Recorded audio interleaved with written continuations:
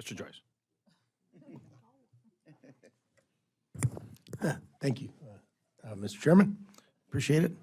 Gentlemen, thank you for your service to our country and for being here today. The United States has a vested national security interest in taking decisive action to reduce our dependence upon China, particularly as it relates to military readiness.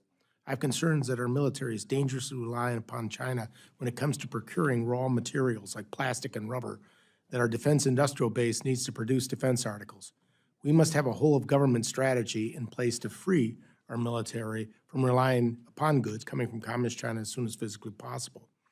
In FY23 Defense Appropriation Bill, I worked to include language directing the Department of Defense to issue a report outlining the department's increase of domestic sourcing of plastic and plastic alternatives. Secretary Austin, do you have an update on the status of this report and an expectation when this report will be made available to Congress?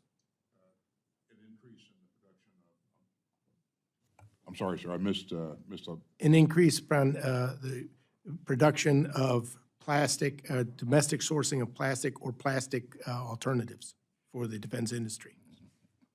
I'll take that question for the record, sir, and get back to you. But I would like to tell you some of the things that we are doing along the lines of strengthening our supply chains and making sure that we onshore capability. Because I absolutely agree with you. This needs to be a whole of government effort.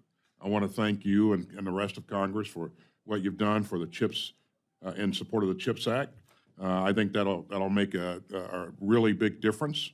In this budget, we're asking you for $2.6 billion to invest in microelectronics. We're investing $125 million in batteries and electronics. We're going after critical minerals, and you know, I've asked for $253 million to be focused on that as well. And things like casting and forging, $177 million for that. So I absolutely agree with you, sir, that we have to do a lot to make sure that we can, we have independence. We can trust our supply chains, and so we're going to continue to work with the industry to do that. Thank you very much, Secretary. I was pleased to read that the Biden administration is working to expedite the delivery of 31 Abrams tanks to our allies in Ukraine, the arrival which will undoubtedly provide the Ukrainians with a technological advantage over their Russian counterparts. I was disappointed, however, to find the President's budget including funding for 34 Abrams tanks, just 3 more than we're sending to the Ukrainians. This reduction in funding is a concerning departure from previous years in which Congress has indicated continued support funding for a full battalion of tanks. This is for either of you gentlemen. You know, if considering a commitment we've made to Ukraine in regards to transfer of the Abrams tanks, can you offer insight to explain the justification behind this reduction in funding? We're actually funding a Ukrainian battalion of tanks, which reflects the number that you've seen, sir. We've heard at length about the need to bolster the military industrial supply base. Could a reduction in funding for the tanks program not make it more difficult to make sure we have the supply base to effectively scale up production for this and future needs?